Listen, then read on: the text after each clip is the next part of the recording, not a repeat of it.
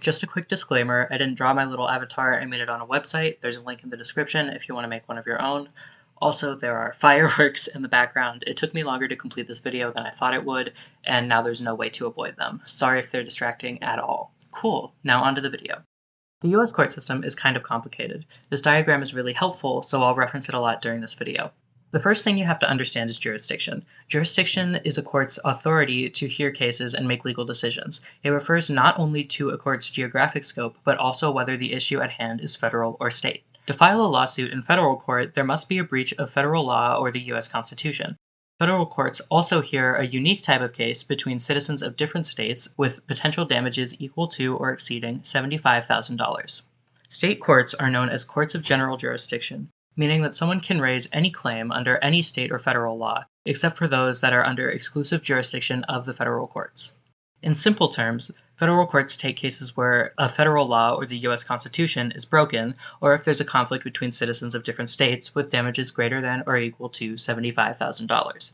Otherwise, the issue goes to the state courts. In the court system, cases start at the lowest level. If either party disagrees with the outcome at the trial level, they can appeal it to the next court up, and can eventually work their way up to the US Supreme Court. However, there are always exceptions. The US Supreme Court has original jurisdiction over specific matters, like disputes between states, so they would be the first and only court to hear the case. Also, after a 3-judge panel decides a redistricting case involving constitutional violations, the case will jump straight from that court to the US Supreme Court. The Supreme Court is forced to hear it. There are other types of cases that have a mandatory right to be heard by the Supreme Court, but that's for another time. To simplify, cases start low and work their way up. Some cases, like disputes between states, start and end in the Supreme Court, and some cases, like redistricting cases, can jump from the lowest level to the highest level, which is the Supreme Court, if there is a case of constitutional violations. The federal courts are harder to understand, so I'll describe the process there first. The federal court system has 3 main levels: district courts, circuit courts, and the US Supreme Court. District courts are the starting point or lowest level for federal cases, and there are 94 across the country. Each state has 1 to 4 courts, and Puerto Rico and the District of Columbia both have 1 court each. The number of judges varies wildly by district. District judges can also appoint magistrate judges who act as judicial officers that serve time-limited terms to assist with proceedings. The next level up is the circuit courts, or the US Courts of Appeals. There are 12 circuit courts across the country that are organized geographically, as you can see in this picture. There is 1 U.S. Court of Appeals for the Federal Circuit, which hears specific national jurisdiction cases, including patent lawsuits and appeals from the U.S. Court of International Trade. The number of judges also varies per circuit, but only 3 are randomly selected to form the panel that will decide the appeal.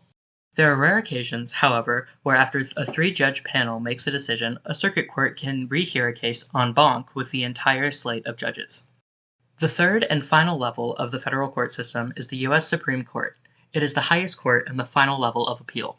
Parties who disagree with the decision made by a circuit court can petition the U.S. Supreme Court to take the case, but the Supreme Court is not required to hear the cases. Parties ask the Supreme Court to write a writ of certiorari, which basically means an agreement from the court to hear the appeal. The Supreme Court hears around 80 cases out of over 7,000 a year, which is about 1.1% of all of the cases. There are no requirements for how the court selects its cases, other than that 4 of the 9 justices must vote in favor to accept a case. The Supreme Court typically accepts cases where there are conflicting decisions from different circuits, or there is a constitutional matter of national importance. Federal judges and Supreme Court justices are appointed by the President and confirmed by the U.S. Senate for a lifetime term. Now on to the state court system, which is a whole lot more simple to explain. The state court system has 3 main levels: trial courts, state appellate courts, and state supreme courts. On rare occasions, decisions on federal matters made in the state Supreme Court can be petitioned to the U.S. Supreme Court, but generally the state Supreme Courts are the highest level. Each state runs its judicial system in a different way than its neighbors, so it would take a lot longer than we have to discuss all of it. For the most part, though, cases start in the state trial courts. Then they have the potential to move to the state appellate courts and even to the state Supreme Courts depending on the verdicts. While federal judges are nominated by the President, state judges are selected through one of 3 methods: governor appointments, legislature appointments, and elections. And that's the U.S. court system explained. Hope you enjoyed!